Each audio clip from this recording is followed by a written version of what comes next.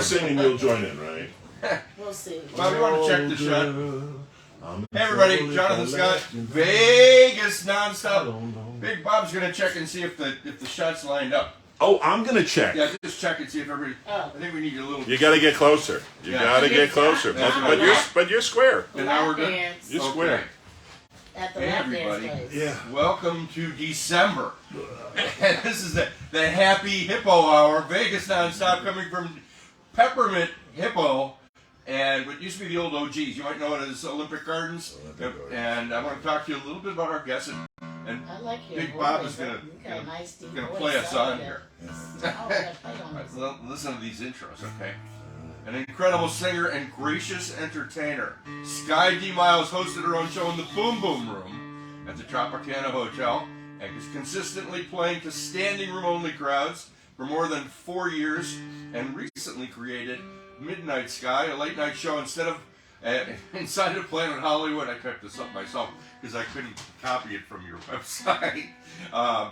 Instead of Planet Hollywood Sin City Theater, opening to rave reviews in 2013. 2014, Sky was hired as lead vocalist in Holly Madison's 1923 Bourbon and Burlesque, shaking her tatas at Mandalay Bay. About 2 minutes. And then as the MC in the sexy hit show 53X or 53 times. It's 53X. 53X at the Paris Hotel and Casino 2016.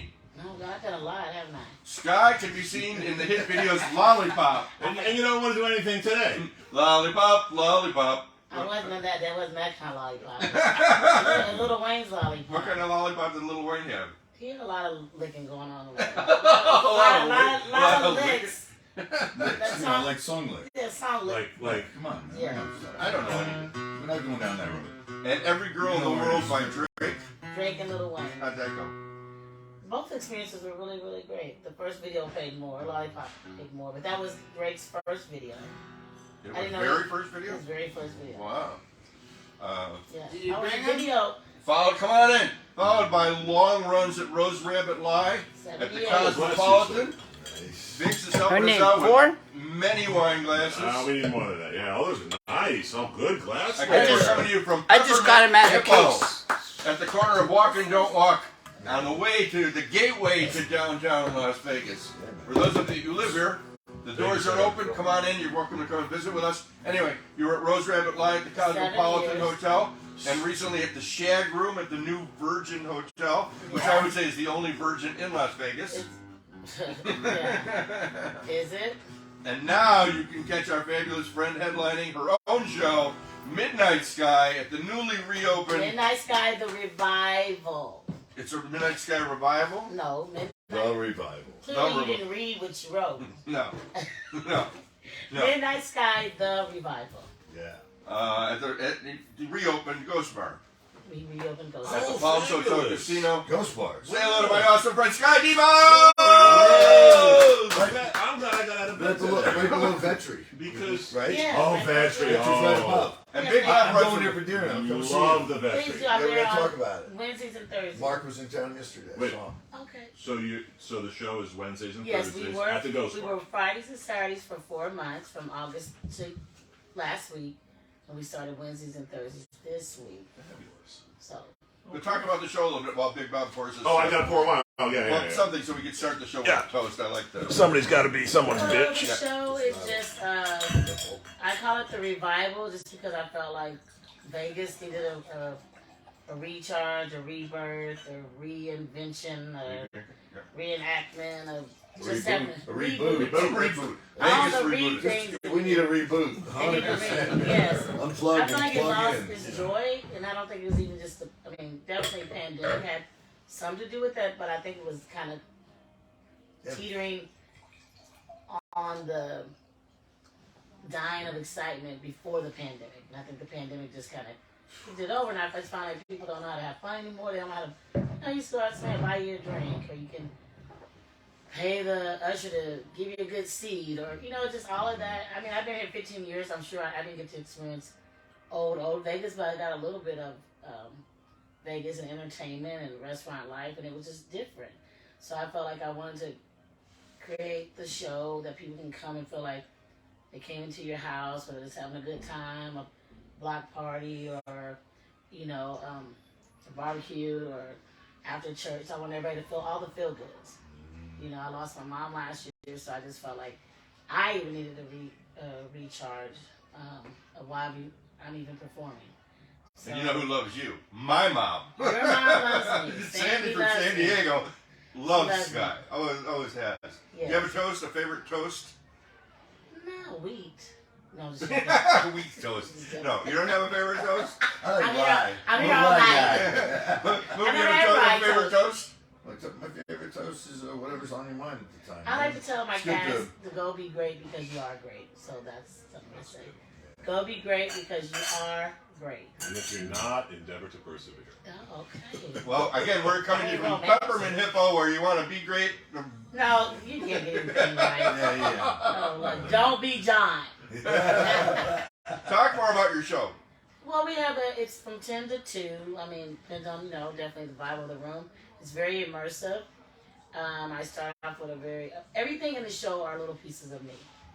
So, like, I love the movie The Wiz. It's my favorite movie. So, there's just like a little hint of The Wiz is in the show. I grew up in the church. I started singing, so Little Church is in the show. I'm from the Midwest, went to school in the South, so there's a lot of blues and rock and funk that's in the show. Very organic. So when you say blues, like I'm talking about down-home blues. like Bessie I'm Smith? talking about Coco Taylor. I'm talking about You know what? Lisa You don't know. South. You don't know this, but I produced Coco Taylor's last video. Oh, you did? I really did. I've got a funny Coco Taylor. So Oh, Coco wow. was from Chicago, and I'm from Yes. Chicago. And my friend Willie, my friend Mark Wilhelms, went with me, and we honored Coco Taylor as the first lady of the blues, and we flew her to Los Angeles, and I produced this party. It was for all the transplanted Chicago people that are in LA. So my friend Willie and I go to Coco Taylor had a restaurant and a casino just outside of Chicago. So we went for lunch to meet with Coco, and my friend Willie will never forget this. We're having lunch with Coco Taylor, and she takes her teeth out, and she starts cleaning them on the tablecloth. No. Yeah, I swear to God. That's juke joint. That's Yeah, juke her joint. daughter man. Cookie is watching. God love her, God bless her. But we had a party at the Peterson Auto Museum in Los Angeles. Our friend Joe Montana was there. Tommy Dreesen hosted it. Jim Belushi was there. All the Chicago folks came. My friend Mark DiCarlo and his blues band backed up Coco, and she graced us with a version of Wang Dang Doodle. Wang Dang Doodle. Yeah. With a Wang Dang Doodle. Yeah, so we have a whole segment called the Boomer Room. It's one of my biggest sets, and it's all blues or kind of old funk. Betty Davis. We do it. Betty Davis. Yeah, well, the one married to Miles Davis. Oh, her name is Betty Davis? No. Miles Davis's wife was Cicely Tyson. Yes, but he married. He made a lot of Did I say Betty White? But no, Betty. I'm Don confused. Cheadle did an amazing No, he job married. of playing He married Betty, and Betty was before. I think I'm such a small man now. I'm tired. I'm I'm tired. very tired. I haven't had any sleep. But I got up for you. Since it's my time when I'm waking up getting ready for the evening. But You he musicians sleep all married day. Betty. Betty introduced Miles to Jimi Hendrix, and that's when we got that new sound from The Electric Miles. the Electric Miles. So I went. She was the witch's brew. She was that that not so good lady for him, but what a good no? woman. No, they were good, but she was just a free spirit. She was before Shaka Khan. She was way ahead of her time, and she wasn't commercial, so it was hard. So she basically ended up kind of falling out of the music business, and they did a documentary. I don't get the name right because I love her, but I So it was just. Betty I'm gonna Davis. get it. You keep talking. Big Bob's gonna be our fact checker. Yeah, I'm good. Camera at that. person and horror. And Yeah, I'm gonna actually. I think I'm gonna pull back a little bit. Get everybody in the shot. Yeah. Yeah, because it's a little tight. It's a little tight. It's a little She, tight. It's a little tight. We'll She talk about did it. funk. She was That's funk good. and rock before That's good. funk and rock. It's from a woman, from a black And her woman. name was Betty Davis. No, I'm gonna find Yes. So I Yeah. went to the Hollywood Bowl one time. I did get to see Miles live in Chicago at Grant Park, but I went and they were doing what they called the Three Faces of Miles, and they dedicated a postage stamp to Miles Davis. And his daughter did live here in Las Vegas. I don't know if she still does or not, but they actually had, here it is. it. Betty Mabry. No. It says Betty Mabry, darling. Well, that might be before she was. Frances Taylor, Betty Mabry, and Cicely Tyson. Those were his 3 wives. Yeah, but she's Betty Davis because she was married to him. Well, yeah, but she didn't go back.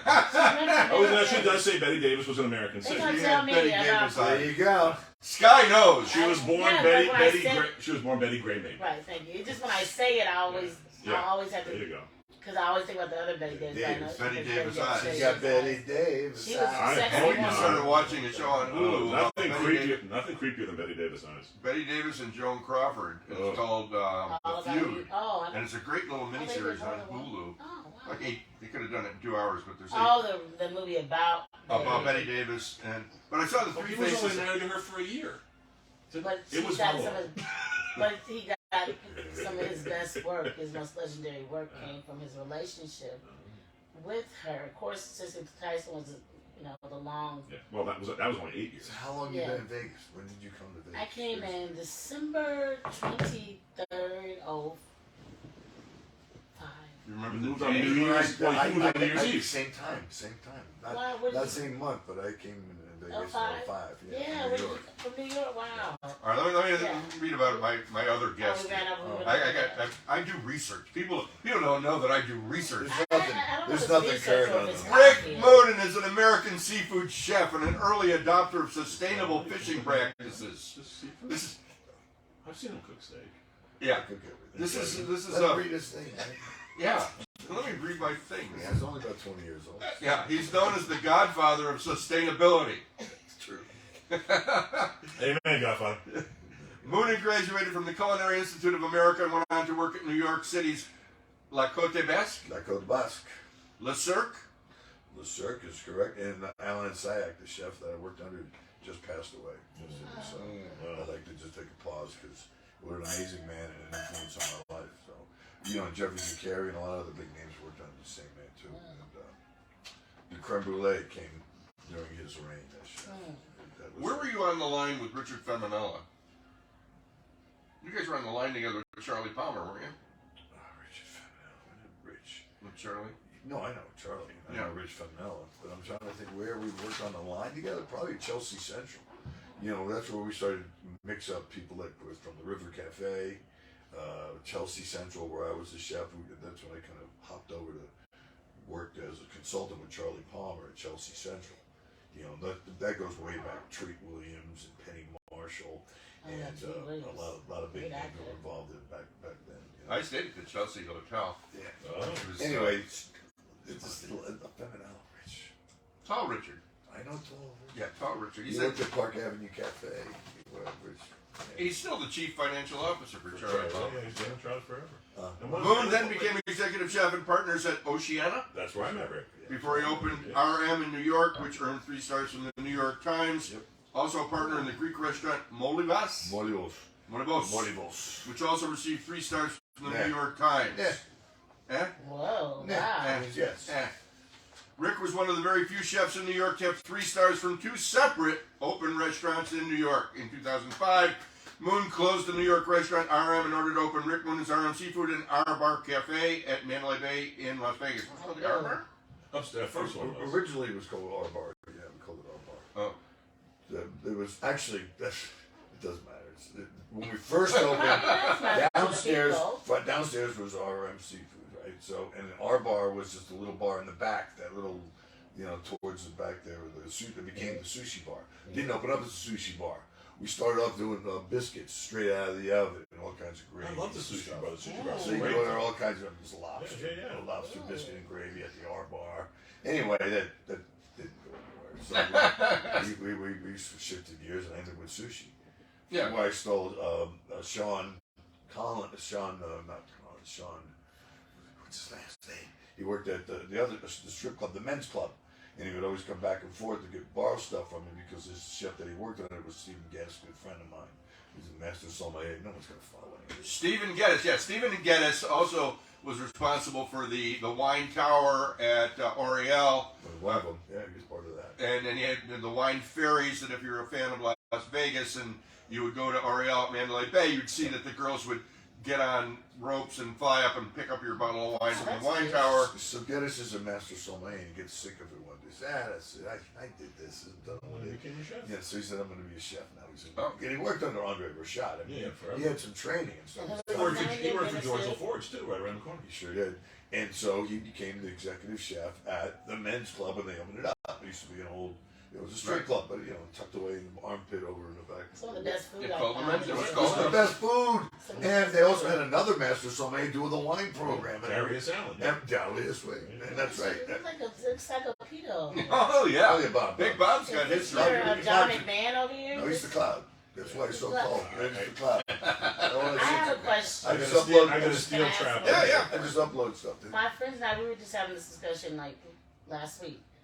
Why are there so many men who are chefs, but women are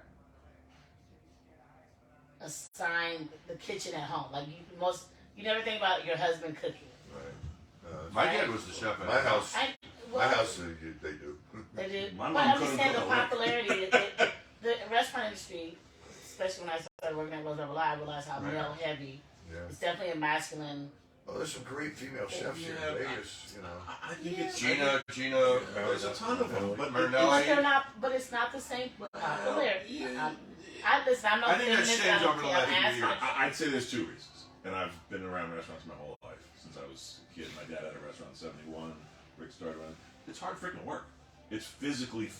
Not saying that women are the weaker sex, but it is it's viciously demanding, viciously physically demanding. And I wouldn't do it. Right. But I wouldn't do understand, it, like and I'm from no our sissy. eyes, when I think of It's women cooking. It's a brutal But job. when I hear of chefs, I feel like I hear more men being popular. It's funny because when I first got into This is not a trick question. I'm not trying to get No, my no. I just think about my mom cooked. I'm not saying my father. the celebrity of chefs happened Celebrity. during my career, all right? Okay. Because I went to culinary school in the '70s. Who were your classmates? Who were your classmates? Charlie Palmer went to school around the same time as me. Frank Crispo did. What other big names? And not names that you would know, but names that went on. There's a lot of people that went on to become very well known. '74.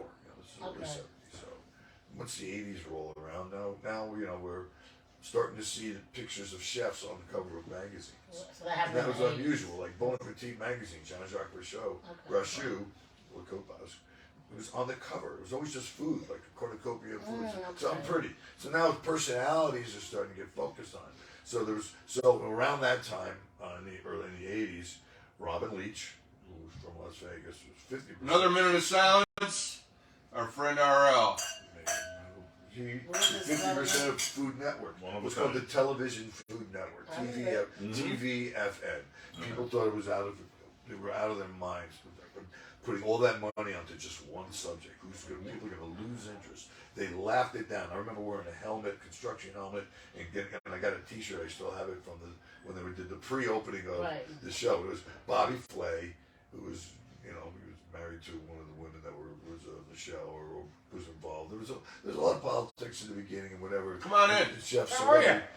That's where it started. That's where Is it this started. a podcast? Yeah. It's My a mom podcast. likes- Jonathan? Yeah. George Schifano. I Hey, am George. friends with Tim and Lori Laird. I We're thought live, you guys so would have a be seat here. and- How are you? Welcome. Yeah, this is just a casual discussion. Yeah, we're talking about chefs. Nothing in particular. My mom could watch Food Network all the food channel all day long. Yeah. So it's very Emeril popular. Lagasse, he was a shy guy, I know the guy that trained him originally for media work, how to work, because he was head down and was very quiet and was told like this, and he didn't have all that charismatic band craziness until he learned. I met him early on before he was famous, and the one thing that I loved about Emeril, and I met him with a famous artist in New Orleans named George Rodriguez, and they knew each other because they were both from New Orleans. Is that he would after dinner he would have a meal, the chef's dinner, with all of his entire staff after every night. Yeah. I thought that was way cool. Are you kidding me? Yeah, absolutely. So do you feel? Sorry. And Emerald's first question whenever he has the employee meal is, he asks the chef, "What can you fry?" Everything I want is fried. It can be fried. It can be fried. Emerald's one of the nicest guys you Yeah, ever met in absolutely. life. You know, Absolutely. The essence of Emerald is when he was at his best. That's when he was kicking ass. That's when he had a band, an audience, Yeah. energy. He was really working. He was loving and rolling in it. You say he was Oh, really yeah. shy when he became It took him a singer. couple of shows before that before he get to that point, and that's normal, you know. And, Yeah. he's, So do you think the celebrity, because I know in the music industry it's the same, we're like, oh, that person's just a great personality, but okay, talented. right. Did you guys feel there was a time when the celebrity was overtaking the true Talent? art and talent of being a chef or a great Still cook? is, isn't it? Yeah, there's going to be people that's an easy point to discuss and argue. And yes, that absolutely is the answer, straight up. But you know what it also brought along is some deep interest.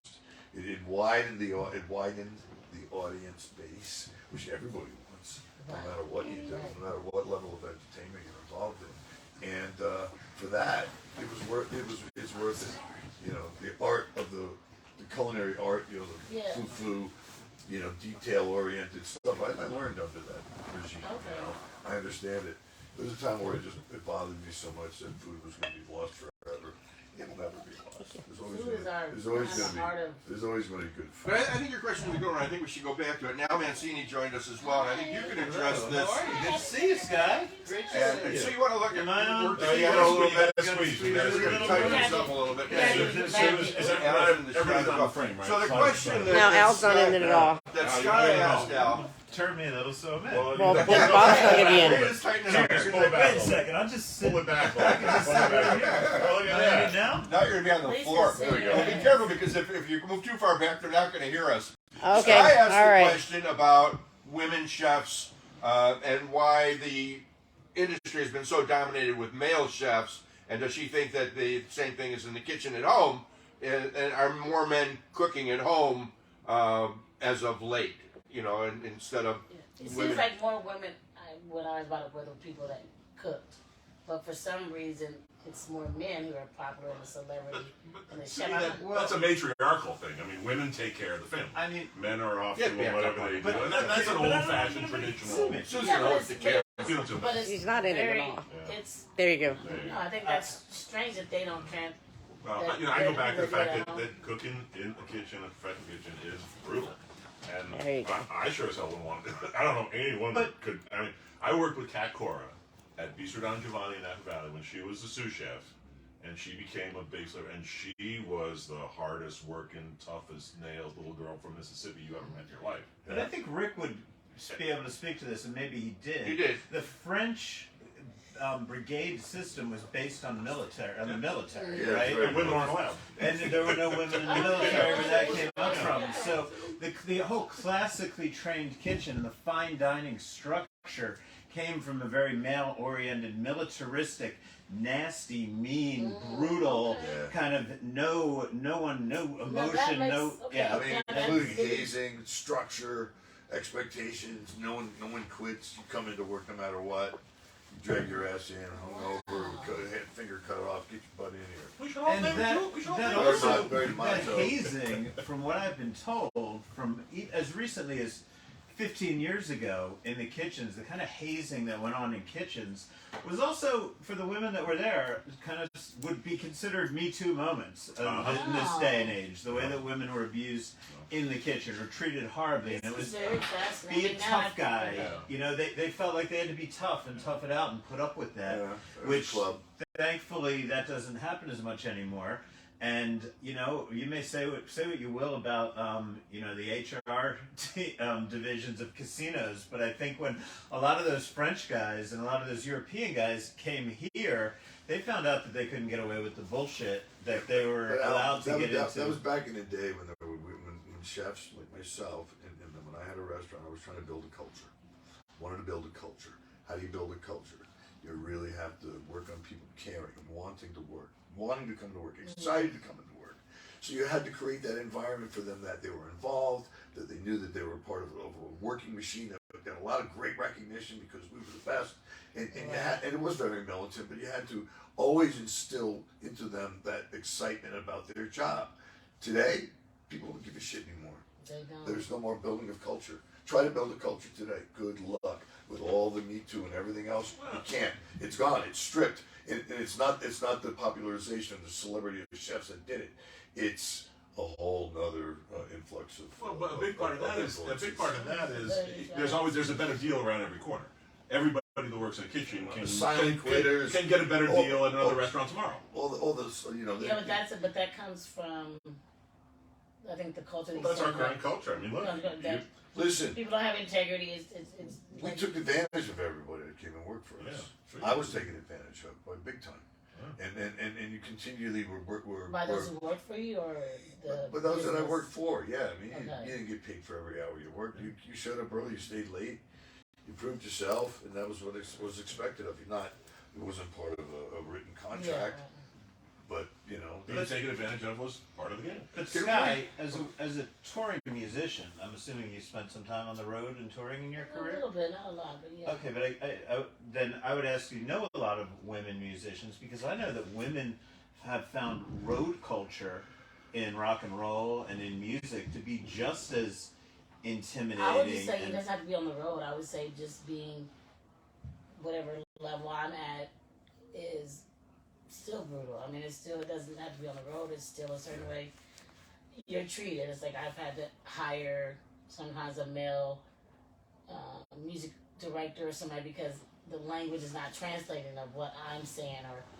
men don't want to hear what I'm saying, or they like they know more than me because they played with somebody, you know, Betty Davis.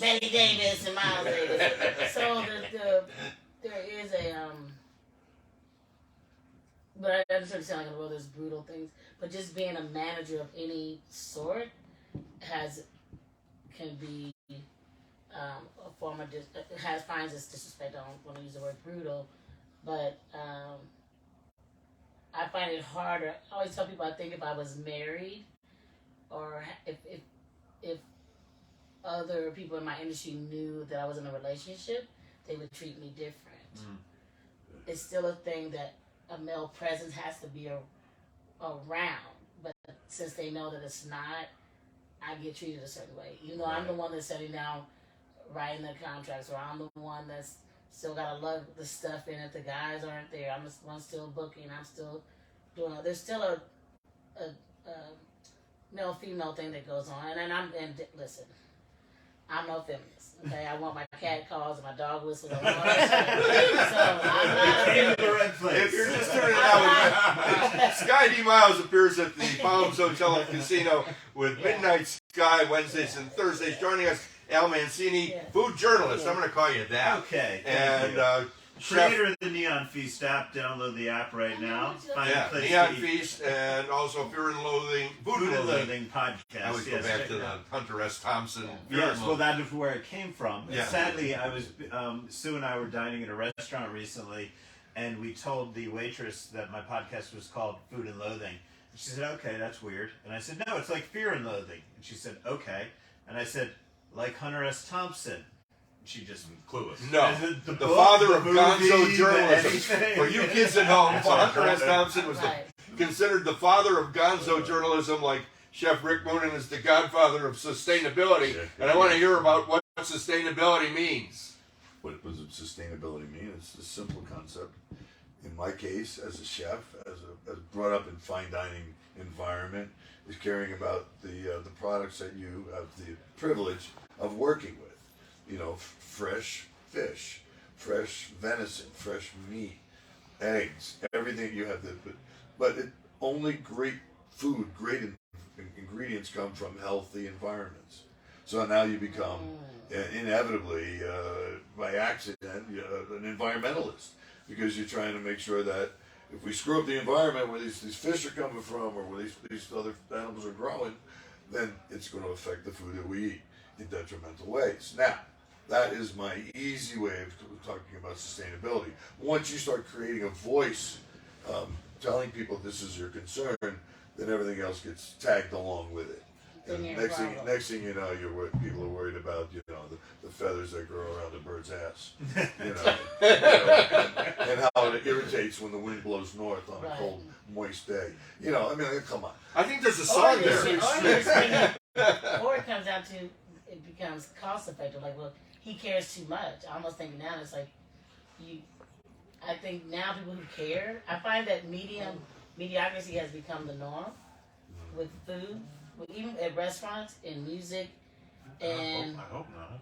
well, it's Not in Las Vegas. yeah, in Las We Vegas. aspire to greater I don't things. think so. The only thing I know is that I know when I've been to a bad restaurant when the free range chickens are roaming the men's room.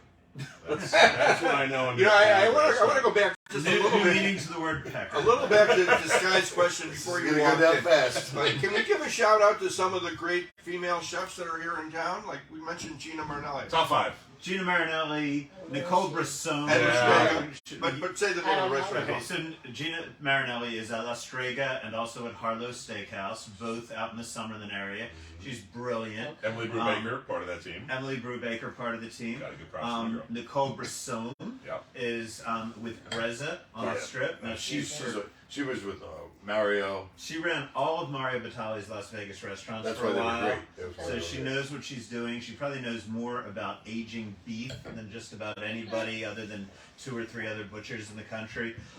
She's at Brezza on the Strip as well as Bar Zazu right next door in Resorts World. She's fantastic. Jamie Tran is absolutely She was on brilliant. Iron Chef, She was on Top Chef. Top Chef. Yeah, she breezes. She was the nice person. Which on one were that you year. on? Which one were I you on? was on Top Chef Masters. Top Chef Masters. What about on chops?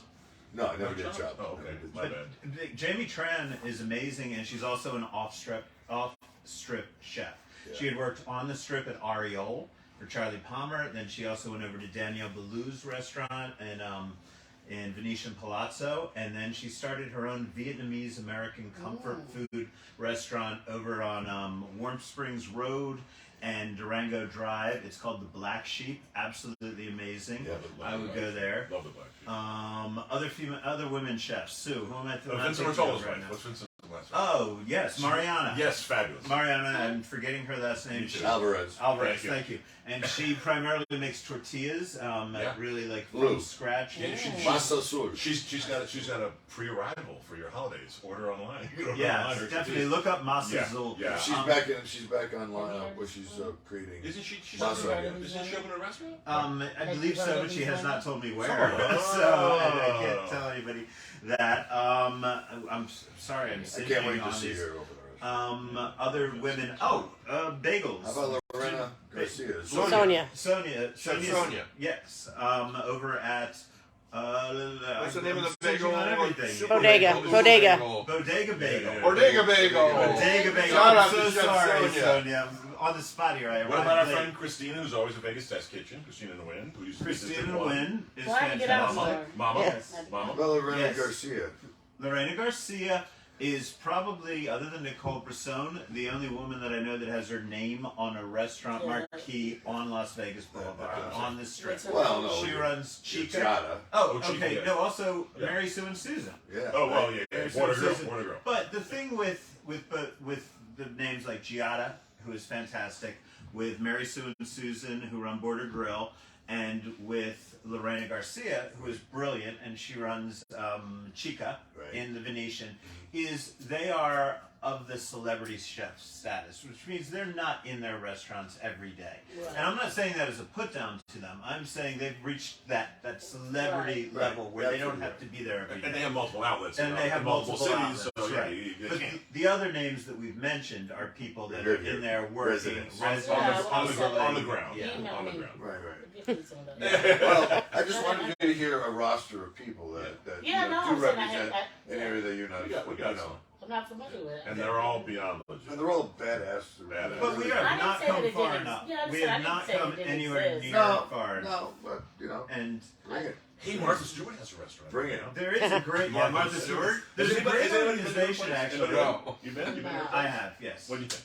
Well, first I'm just going to say Women's Hospitality Initiative. Look it up. A great Oh, organization. yes. Founded by Elizabeth Blau and Jolene Menina Jolene, here in Las Kim Vegas. Owens involved. Yes, Yeah. and what they're all about is teaching women and the men around them at the lower levels how to promote from within. And because they found that finding women and executive chefs is not really a glass ceiling problem. They call it a broken rung problem, which means there aren't enough stepping stones up from the first job to the second job to the third job, that there aren't enough women who are qualified for the highest position. So the way to solve that isn't to immediately try to push women into the executive chef position. It's to start making sure women get a boost up and they learn what they need to do. So the Women's Hospitality Initiative, if there are any women out there who want to get into the industry, I would recommend them to look that up. Now, what did I think about Martha Stewart? Yes. Martha Stewart's restaurant is absolutely perfect for anyone who loves Martha Stewart. You know, my brother wants to go there because he's a Martha Stewart fan, and I think he will enjoy it. I think he will get everything that he wanted from it. Now, it is pricey. It is a country club atmosphere. You feel as if you should be going out to play polo after you dine there. And none of that bothers me, even though, as you can see, the only times I've been on a polo field is when I go to Coachella for the music festival. It's all about the chuckers, my friend. It's not about me. And Pim's Cup. Yes. Well, hold on. I want to go back to Rick, though. In 1974, when you went to the Culinary Institute, how many women were in your class? Very few. 5%? 2%? 5% would be high. So that answers a little bit of your Well, question. it does. Well, Yeah. it does But answer what I'm that's saying. But my early question was 70s. why. It That was was just. gross. I'm so glad we got on this, though. I think this is great Because I worked at Rose Bar, but like when I started working in supper clubs, I realized how, man, the energy is so masculine energy. I didn't realize, because I'm thinking about how I'm raised, where women mainly cooked in the home and did all the meals. Sure. They did the fish fries and the barbecues and then, but Where do you go for Southern food? Or for I have not found a place in Vegas yet that. M&M soul You haven't food. had my M&M ribs. soul food is good. I said okay. Have you been to Chef Carol's? I've never heard of it. Okay, it's down on the historic west side. Okay. It's pretty good. I actually did a story for the Las Vegas Review-Journal about 2 or 3 years ago. I'm almost embarrassed to say for Black History Month, right? Right. Because you do. That's the only time sometimes you get Right. asked to write these stories. But I really examined the history of African American food in Las Vegas, and I went down and asked people to recommend some quality soul food places. There are some great places on the historic west side. Most of them, Pickup though, they're not dining. M&M soul food? Pickup, Is yeah. M&M soul food good? M&M soul like food M&M used soul to be food. It used to be fantastic. Yes, it did used to I be. would say that I haven't been in a while. Are they still I've heard open? some rumors of it maybe dropping off a bit, but I'm pretty sure it's still open. Not this one over here Not is on no Charleston, longer yeah. open. This but I one think- closed, yeah. You know, it's like when you grow up on whatever your nationality is. It's hard to satisfy what you like. No one fries chicken better than my mom. Mhm. So it's very hard to go to a place like that's amazing soul food because you have your own very Memory. familiar. So I think it's like with Italian food or any very specific heritage of food to find a restaurant that really gets that because people are it's such a comfort food. Only 2 listings on what? M&M, and what's the other one? No, neither. Well, hot dogs and You're the not Lay's really at the front. searching it the right way. but No, that's I- okay. Go to Neon Feast if you want to find I'm it. on the neon. But I Feast. used to take, I I went. used to take people to M&M's when I used to come and visit. But I don't like now. I just don't know. Like, it has to be more than M&M's. I just don't know where all the soul food restaurants are. Most of the ones they are pickup. They're not dining. Yeah, there's oh man, Well, what's House the of one? Blues What's tries. No. House of Blues tries, but you know, it's Sorry, y'all. like It's, corporate. it's way beyond barbecue. It's way beyond just barbecue. What's the one that It has is the Caucasian, it's the like- Bruce Leroy down on the west side? Bruce Leroy. Yeah. Is it Damn. Mama's? Don't know. No, it's got a really crazy name. It's Chinese and soul food mixed together. Oh, okay. I yeah. have heard about Do you want that. to find it on the Neon Feast app? I don't think we have a Okay, category for that. I Jonathan don't Scott understand why there's not soul foods on the restaurants. coming to you from Peppermint Hippo at the corner of Walk and Don't Walk, which is really the gateway to downtown Las Vegas. It's the old Olympic Gardens if you want to come by. We're going to be here every Friday, 5 o'clock. You're welcome to join the podcast or just come and hang out. And we appreciate you guys, your input on things that you'd like to talk about. And people love talking about food. And one of the things, I did a couple of shows on the CW network about culinary arts and we talked about the surgence of chefs off the strip and the restaurants that are happening off the strip that people might not, if they're tourists, they're going to go to the strip restaurants. But what recommendations would you have for restaurants? We talk about Sparrow and Wolf certainly a lot, and Black Sheep is another one that we mentioned. But there's some young chefs that are coming up that are. Yeah, they're fantastic. I mean, I should point out that if you go on Neon Feast, there's about 500 restaurants on there. Only 100 of them are on the strip. The other 400 are off-strip restaurants. So they're scattered throughout the valley because we have great food everywhere in Las Vegas. Yeah, I agree. And we have great chefs everywhere in Las Vegas. So I guess the question would be, what are you looking for? And you tell me what kind of food you like, and I'll tell you where to go. I want Chef Rick Moonen's ribs. Yeah, Yeah, that's I- like Vegas is my house. I've had Rick's ribs. They're all. You know what? And Rick also We can bring makes some here. Rick also makes amazing pizza too. You know what he made Really that amazing. I couldn't find anywhere? Skirt steak. Skirt steak. Not a lot of restaurants have skirt steak. Yeah. No, it's But, good. you know, How to get it out of the animal. Rick How to cut it. recommended several restaurants from my app, actually. Sure. Right? So Saffron Indian Yeah, is one that you really liked. I remember that. Flavors of That one India. came from you. I know you recommended Marche Bacchus. It's kind of a Vegas institution. It is. It's a Um, food experience. I would say, since you're a seafood chef, let me talk about great seafood restaurants. In my neighborhood, we have Other Mama Yeah. by Dan I haven't Cromer, been there yet. which is Oh, you're amazing. kidding. That's Oh, on seriously, Durango Other at Mama Desert rocks. Breeze Park. Yeah. Say it again. Other Mama. I'll take you out anytime. I always have a +1. I saw you at Gospel Brunch. Thank you. Tim, climb out into Yeah, that's what I was like. Yeah. Why did I just see you? Yes. Yeah. The other mama's on Durango. I'll definitely go hang out with you. So a friend of mine just came in from Louisville, Kentucky. Louisville, Kentucky, everybody. Yeah. Give up my spot. And my friend Tim Laird, his title is CEO, Hi. which Hi. stands How for are you? Chief Good. Entertaining Officer, author of 3 different books $3 on entertaining. and food and drink. And you can see him on ABC TV nationally whenever there's a holiday or Christmas and stuff going on. Big Bob's offering you a glass. He's pouring some wonderful Bordeaux. I will. Always. Absolutely. Always Bordeaux. Oh, absolutely. Only Bordeaux. Always pimping. So Look at that. We always go in succession in a sensible order. The first one is a Côte de Castillon. It's 90% Merlot, 10% Cabernet Franc. It's organic and biodynamic, and is Chateau Juinan. Chateau Juina. From the Côte de Castillon, and Castillon is famous because it's where the French kicked out the British at the Battle of Castillon in 1453. And For you kids at home that are taking notes, yeah, 1493. Kitchens and they make wine. I would have studied history if they'd poured wine with it. Well, okay.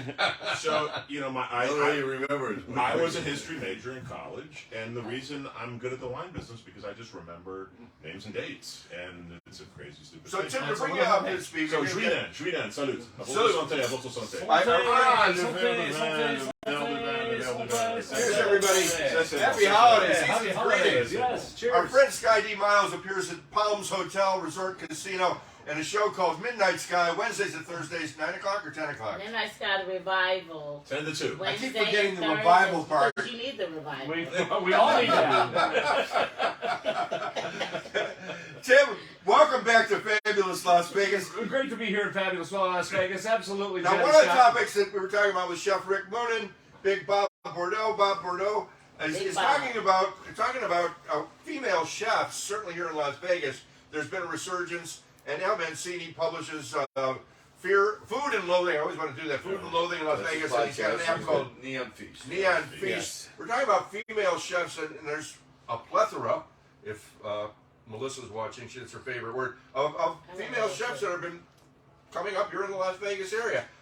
What do you find nationwide? Do you find that? Oh, it definitely. I'm telling you, in Louisville, I mean, we're known for a lot of great independent restaurants, and there's so many great female chefs. And in fact, What's the so name of your many. show? Secrets. Secrets of Bluegrass Chefs is a show we do. You can look that up on.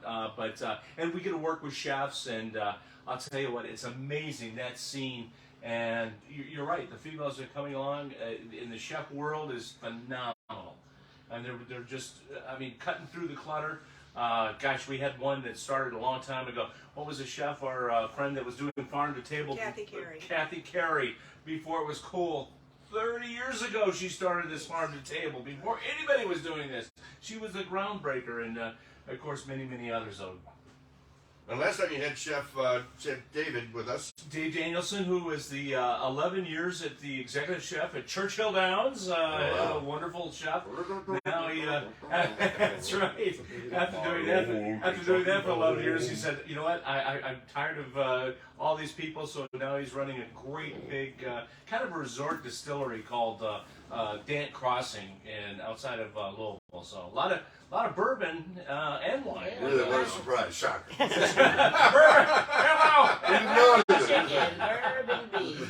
Coming to you from the Peppermint Hippo here in almost the gateway to Las Vegas with Chef Rick Moonen, Big Bob, Sky D. Miles, and now Tim Laird, America's CEO. Wow. So talk about a little bit, since we've got you here, a holiday dinner. What would be the holiday dinner that you're going to talk about on ABC if you're going to go do that? Oh, I'll tell you what. Well, it starts out. I'll tell you what.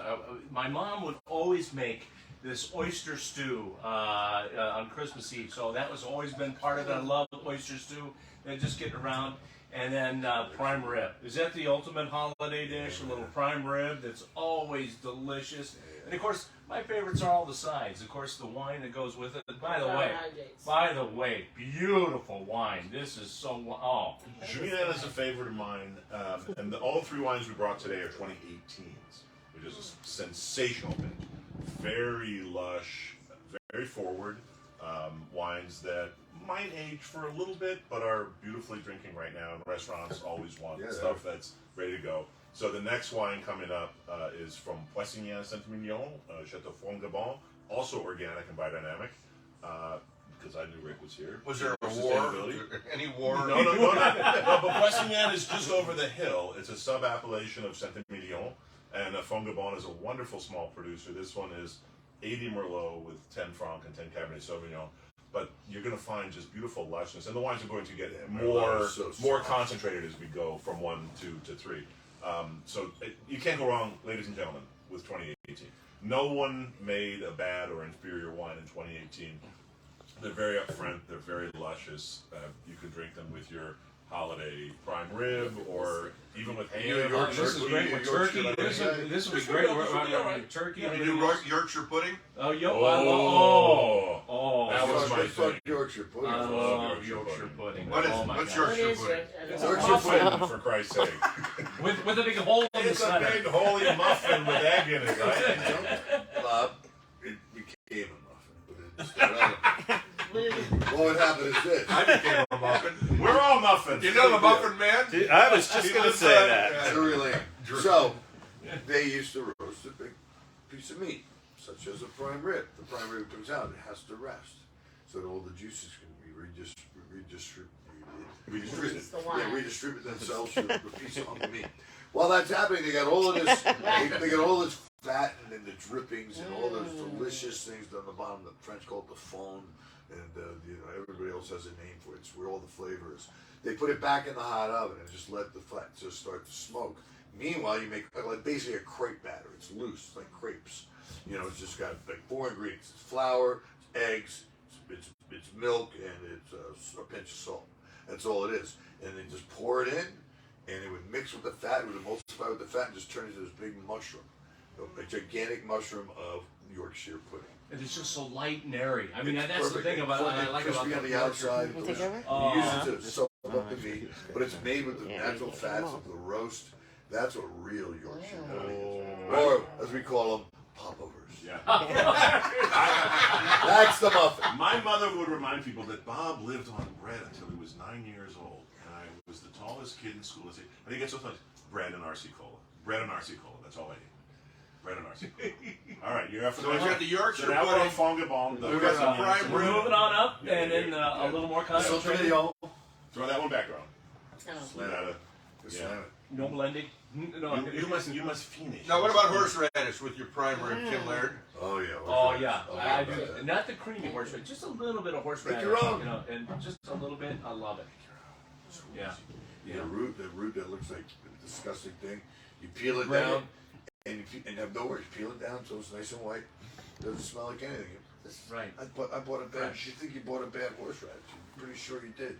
Chop it into pieces, put it in a food processor, add white vinegar, salt, and a little water, or an ice cube even. Just process it, and be careful. Next time you're gonna go smell that horseradish you thought was dying, it's gonna knock your ass on the ground, and your lungs will be constricted. What's the preferred vinegar? White vinegar. White. Joyce Tristan, as we used to You call can it. use whatever you White want. Paul Simon. If you want to add sweetness to it, I mean, it's okay. not going to be the same. This is pure, like Coleman's mustard, strong horseradish. So easy to make, and you just make sure there's enough Yeah, that moisture in it. recipe You put it is in a little mason jar in your refrigerator. Lasts And forever. what I said earlier, no cream. Don't do the cream and all that No, stuff. no, You no, want no, the no, fresh. no. As I said right at the beginning before you told me the recipe, I said I don't want the creamy nut. I just want that true horseradish. Oh, boom. Deal back Can you here. get that mean, recipe again? What are your sides? What are your sides? Oh my gosh, all kinds of sides. I mean, you got to go back to some more stuffing, and they have another dressing. Brussels sprouts in or out? Brussels What sprout. do you think? Well, roasted, they're in. They're in. I'm telling you, they're coming in, we're gonna especially see some- roasted or peeled. I'll tell you what's the other one too is thinly sliced and a little salad on the side. Those are good with a little vinegar. Go back to the vinegar, balsamic vinegar. Green bean casserole. Oh. Gotta have the green bean casserole. Gotta have the green bean. Oh, that's a family fight at my house during Thanksgiving. Chef Barry Day Cake put that on the menu at Nine Steakhouse. Was their most popular side. Oh, I think I had too much of it as a kid. I see it, the consistency. It just, I don't know what it is when I You look don't at crave it. that Campbell's cream. It looks like it's mustard? already been the eaten. Campbell cream of mushroom and the canned onions. I mean, come on. Oh, it's the best. It's the I best. think it's time to retire. Well, Yeah. my And wife, you know what? my I'm wife sorry loves to it. I say say no. Well, how about the Funyuns? You gotta have the. Yeah, Funyuns. Onions on top. So I'll eat those. I'll Okay. eat the Funyuns Right. instead of the green bean This casserole. occurred to me today. I'm creating a recipe for a mole that's based on cherries. I want it to be red. And I'm thinking, how am I going to make this mole red? Delicious mole. It's really good. So much depth of flavor. We got a lot of guajillo chilies in there, hoping that redness of that is going to, but it doesn't hold true. Chocolate kills it. So I'm going through my refrigerator, and what comes out? With the thing that always comes out, it's always left over. It's nice to have a little bit on your plate, but nobody eats cranberries. I love I cranberries. love know, cranberries. I know, we all love cranberries. But it's always cranberries left over in the refrigerator, and if you tell me otherwise, you're full of shit. Tell me right now. Like cranberry like pureed. or dried cranberries. But no, real Cranberries cranberries. are- Cranberries and sugar. A little is more hard in to your hold boil back it. That's what you do. cranberries, yeah, it is. Right. So I pureed it. It's so red. You can't kill that red. wow. So that's what I'm going to be doing. Like, when I go home, I'm leaving right now. I'm going to make duck when I get home. Oh, Duck breast. God, I love with this duck. cherry mullet. Duck breast is Yeah, good. with that That sounds cranberry. Well, you know what you can do. Oh. You know what you can do with the leftover cranberry sauce. I've done this. Put it in a shaker with ice. Add a little vodka. Shake it up, and you have a great cocktail. I'm not my kidding. God. I'm not Oh, kidding. you're right. Hey, You're what- Why did I know absolutely that Tim Or Larry actually, it works with gin too. You can put gin, vodka, shake it up with that Right, cranberry. Put the cranberry sauce Yeah, in. it's I'm like sorry, do I it get a rum. shaker. right. oh, White, rum. cheap rum. Like Rum Bacardi. would be great. Vodka never meant anything it didn't like. Right. So- Cranberry, No, but ice. I agree with you, 100%. It's absolutely Put like fabulous. some sliced kumquats in there, and you're like, what? the hell? Cranberry ice. And Rum or A vodka. little just sugar, a rum, little vodka, simple or syrup. gin. Simple syrup. I You know, always it keep depends on how simple syrup. sweet the cranberry sauce is. Oh, right. Because yeah, trying that. but again, it's the cranberry sauce you've already made, so the sweetness is there.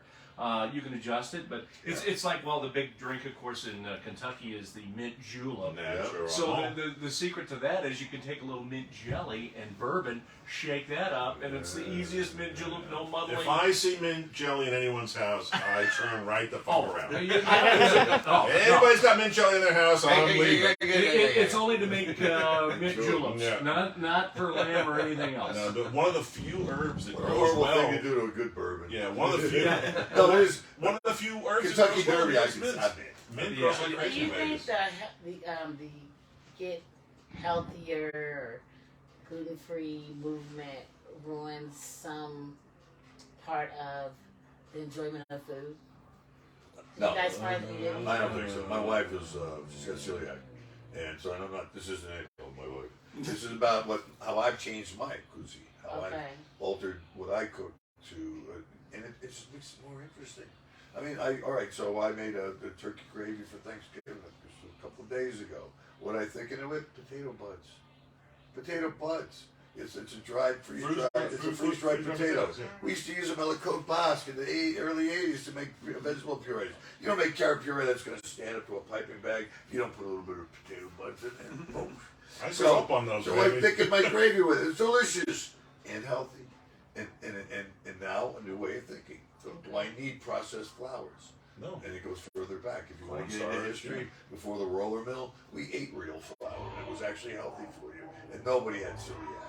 Right? It's the roller mill pulling out all the wheat germ and all the everything else and leaving just the powdered white stuff that would be shelf stable.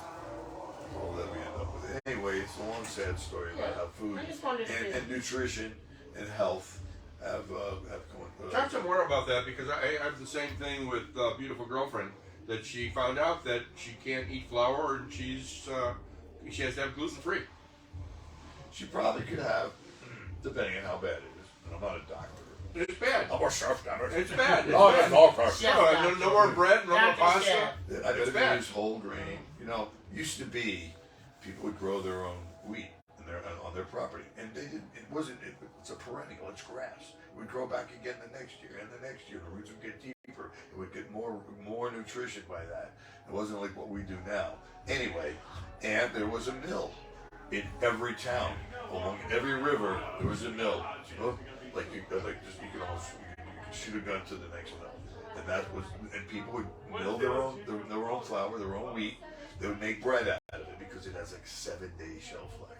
Real, healthy, fresh wheat has like a very short shelf life. It goes rancid quickly because of all the nutrition and oil. People would make bread just to extend the enjoyment of it.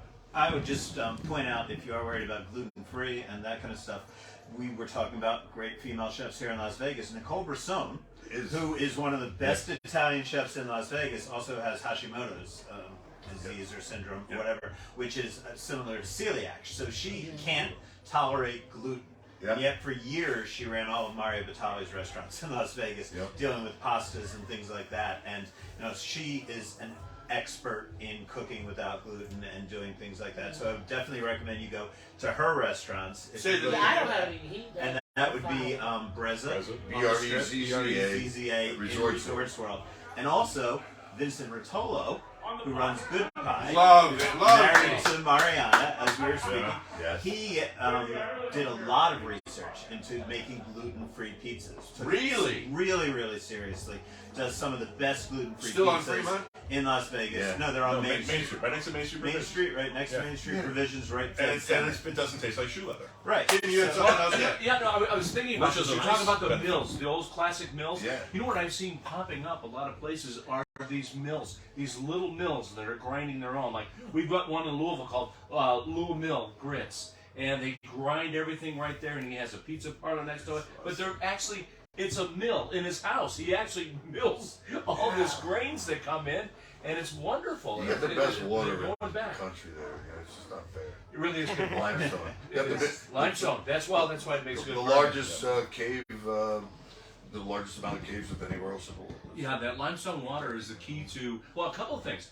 Not only does it make great bourbon, but it also strengthens the bones. So that's why a lot of the thoroughbreds that are coming from Kentucky bluegrass. have these strong bones because boy. they're drinking the limestone And water. let's not refer to Cassius Clay, the greatest Louis Right. of all time. He drank a lot of limestone water. I think that helped out a lot. Well, he didn't drink any of this. He didn't drink any of the Bordeaux, I don't think. No. Chef, we talked a little bit. We haven't talked about, I haven't seen you for 3-4 years since pre-pandemic time.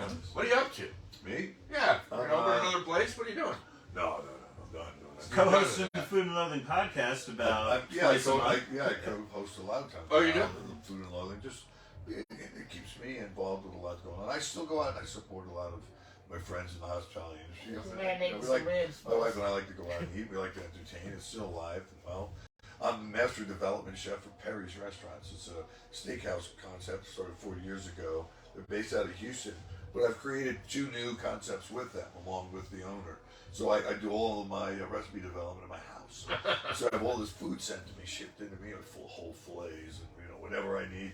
And I get so much food, we have to throw parties just to have it consumed. Yeah, well, and I get we're feedback, in. and I get feedback too. It's a Plus, lot of yeah, fun. taste testers. So my life couldn't possibly be better. I mean, it's a great culture. We were talking about earlier about culture's dead. They have a great culture in their company. It's been around for long enough that it's embedded in the system. And the owner's a real savant, and I get a great time working with him. And we're opening up a new modern Mexican concept where I have a molinito, a real two gigantic stones rubbing together, milk coming to my house anytime within the next week or so from Mexico. So we're making our own masa, from Nixtamal. And you're still working with the Sustainable Seafood Company? I work with a new company that's coming out with a product. It's Forever Oceans, and they have hamachi right now called kanpachi. It's delicious fish. What was the guy you were working with before? Oh, that was True North. Oh, True North, yeah. That's that relationship. Martha Stewart screwed me out of there. Oh, Martha. Yeah, thank you. So Martha. it wasn't a Come to good your thing. restaurant. So it wasn't a good thing. Yeah, but Rick lands on his feet. I don't care. That's how we evolve. Come on, Martha. So What bottle so are we on? Pimpton, what's the new Can't company? have everything. It's called Forever Oceans. And where are they based? They're based right now. Well, they're based out of near DC. The company itself. They're raising their fish right now in Panama, and they started in Hawaii. Fish is delicious. And the thing about this company that's different is they're acquiring the rights to farm in certain parts of the world, and they're making sure that environment is better off while they are existing other tenants of that land. In other words, they're regenerating the environment in which they're setting up. Leaving it better than they found First it. time that this has ever happened in the history of them. Are you still doing anything with vegan fish? Vegan, the Oh, faux that's seafood? no. No, It's okay. something made out of a sour melon or Kind of a something. contradiction there, isn't it? Well, I No, it's something that it look like tuna. Look like, I also thought 3D printed stuff or none of that. that's working too. Oh, no, I haven't seen stop. that yet. Yeah. Wait, don't worry, we'll talk about Are that. we on our third bottle, Bob? You are, sir. Yes, you are. Johnny jumping Go the gun. bigger. Johnny jumping the gun on the third. Coming to you live tell from us the about Peppermint Peppermint Hippo. Hippo. Do we want to do it in Harry Carey? Well, you've moved on to the third line of the day. Ooh, let me This is- hear you. This is the Kruger's Wow. It's fabulous. I gotta tell you about this one. But this is Liliana Louis. All right, let me hear you. You know, when you're losing, Everybody can do a Harry I'm a Carey. Bud fan and I'm a Cub fan, Yeah. and I hope that Yeah. you are too. But- how are you? But as you know, prior to joining the North was at the Siders, St. Louis he Cardinals. was with the beloved. Until Augie Bush rode him over with the car. Yeah, well, all right. Come let's not- on. No details. No details. Anyway, Allegedly. Liliane Ledouis. This is now we're on the right bank. We're on Cabernet Dominant wine. Saint Estèphe, Cru Bourgeois, Liliane Ledouis. This is, I believe, The other owned side of the by- river. Yes, the left bank. This is, I believe, Rive owned gauche. by. This, I believe, is owned by the Hardy family, Hardy Cognac. I believe they own this one. Yeah. Hardy but, Perfection. but they allow Andy us. Hardy. But they allow us to sell this one. Yes. So how do, as chefs, Panel. panel, Sky Ask Divine classes. has a question. about entertainment and restaurant experience? Actually, right now is a fantastic time in Las Vegas for the merging of entertainment and restaurant experiences. You, by the way, are the pioneer in that field of this new resurgence. What you did at Rose Rabbit Live. Sky Divine. Awesome. And what's the new name for Rose Rabbit Live? Well, it's not It's this- Super Frico, but it's Super different. Frico, yeah. But Rose Rabbit Live was very much Ahead of its Yeah. time. When you went away, then suddenly everybody realized it was a good idea. So we got Mayfair Supper Club right before the pandemic struck. Right. It's super expensive investment, prime as real estate at Right. Bellagio, but that's a dinner theater experience. Yeah. It survived the pandemic, came back strong. Then at the same time we got Delilah over at Wynn, Yeah. and that's also another dinner theater experience. At Nomad Library, we've got Brian Yeah, Brian. doing his thing Brian late Newman. night. Brian Newman doing his late night thing afterwards. At Olives by Todd English, they have live music in the lounge most nights that you can hear from the dining room. And then there are, of course, the older places, like you've got the Bootlegger Bistro that's been doing that for a million years. You have the Nevada Room. You have the Italian American Club. The bedroom's but, closed. Yeah. I'm Oh, sorry. the bedroom did close. Yeah, Capo's Well, my has. question, But I just feel people are very Yeah. interested in it now because it used to be that you would come to Las Vegas and you had so many things to do. You would want to do your show. You would want to do your dinner. You would want to do your gambling. All this, and you were running from one thing to another. What they've realized is if they can capture you in the one room all night long, Right. transform the experience as the evening goes on. And by the way, you have a great new restaurant that just opened one floor above you in the Vetri, Palms, yeah. Vetri Cucina. Vetri. So I say you do a little I bit brought of it up, mixing Al. up, right? Yeah, Good plug. we've already been there. Vetri, Yeah. Mark I Vetri. found it worked because I've been in a few. I mean, I've done all the spots. I joined the lighters on Sunday actually. But I finally, because Rose Rebel Live was so new, it did seem sometimes like there was this competition between entertainment and cuisine. Like, Who's going to be the star of the show? Why are people coming? Why are people coming? That still is, I think, kind of happens. I still feel like entertainment is still secondary. Well, sometimes it's taken for granted because you expect everyone in Vegas to be great. Like, if somebody's going to sing, they're going to be great. If somebody's going to play an instrument, they're going to be great. The food's going to be great. The cocktail's going to be great. So sometimes it's, it's sensory overload. Well, I feel like everybody. We But I'm love cool with it. that. I love sensory See, overload. I'm in there. So I'm trying to Threaten me with a good time. Nice. Tim, how about a good toast? But I don't Well, want I'm about to. entertainment. We need somebody to give us a good toast. Somebody got a good toast or a toast master? I was talking. I was still Oh, I'm talking. sorry. Men.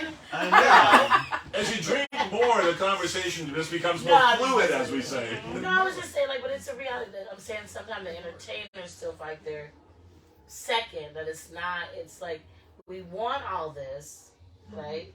We want the entertainment, we're going to have a supper club, we're going to do this.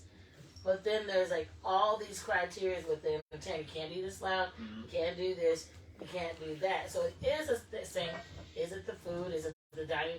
Is it the dining experience alone? Is it? Well, Sky, if I may, I spent half of my life covering music professionally. Okay. The other half covering food. And I will say I've never seen two groups that can compete for the greatest ego and the craziest people you're right. as chefs and Entertainers. musicians and entertainers. It's way ready for a boy. So that It's a being crap. said, as a fan, I like for people to have to compete for my attention.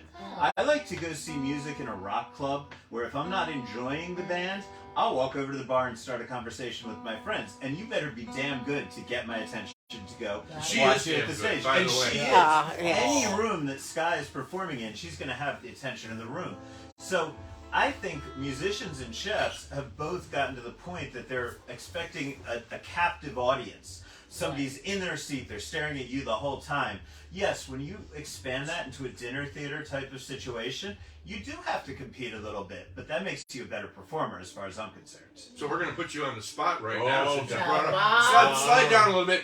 Big Bob Bunch move next to Timmy Leonard, next to Sky D. Miles. You pick one of these two, darling.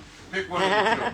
Pick one of the two. I picked the top one. We'll make it I easy. picked the top one This right is here. literally my first Friday off in 15 years, and now you're making me work. If you ever She wants union scale. change your You mind. want to do this one? Everybody knows this one. Yeah.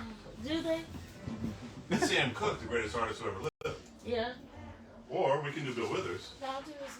Sam Cooke, come on. Okay. Cooking, cook, Sam food. Cooke. Oh, It's short, it's easy, no intro.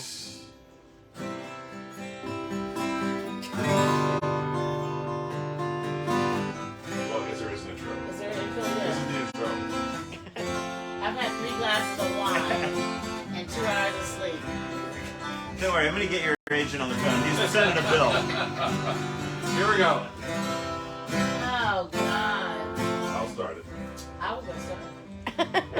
If you ever change your mind, leaving me behind. Everybody. Oh, bring it to me. Bring your sweet loving. Bring it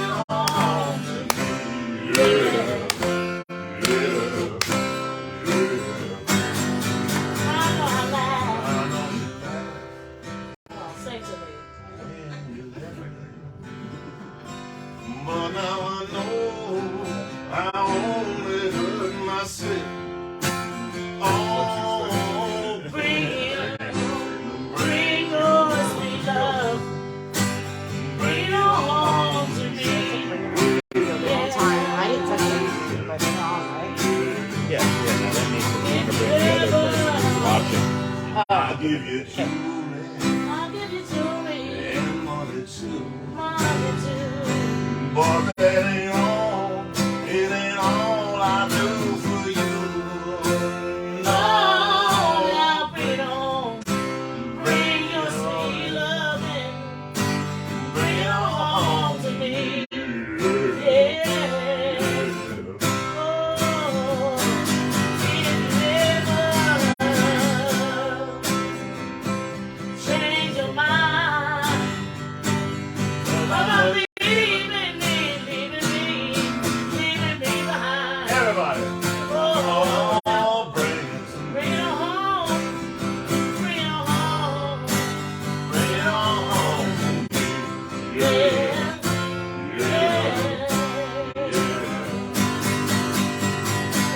You know I'll always You always. be your slave. No, I'm not gonna do that.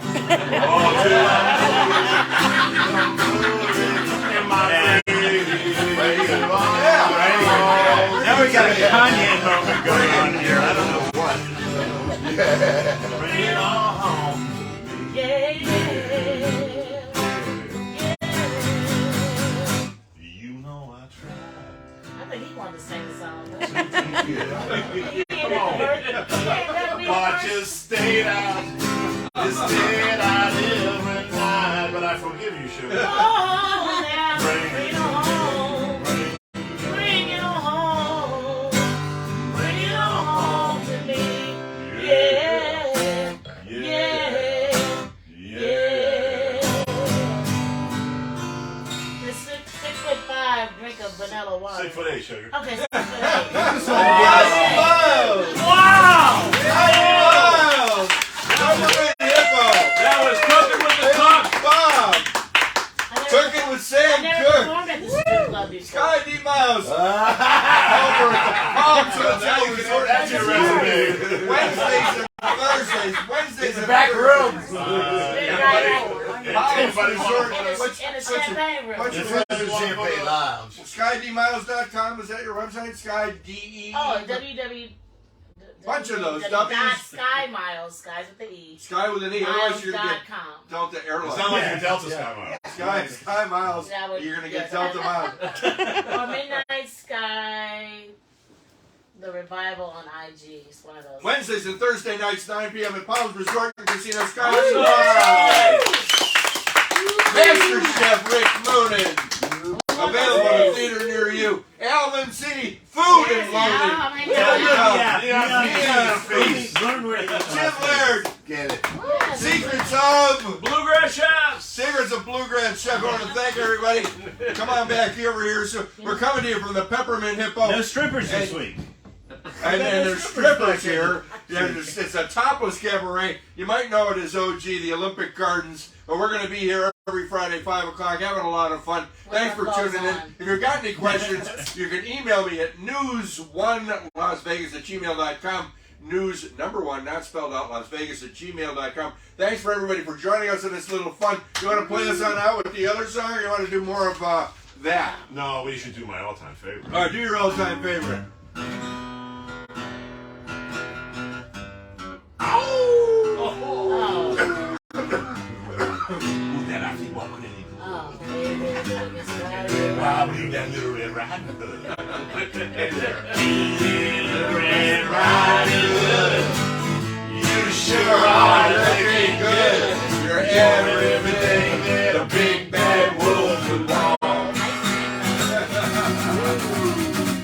That's it. That's it. That's it.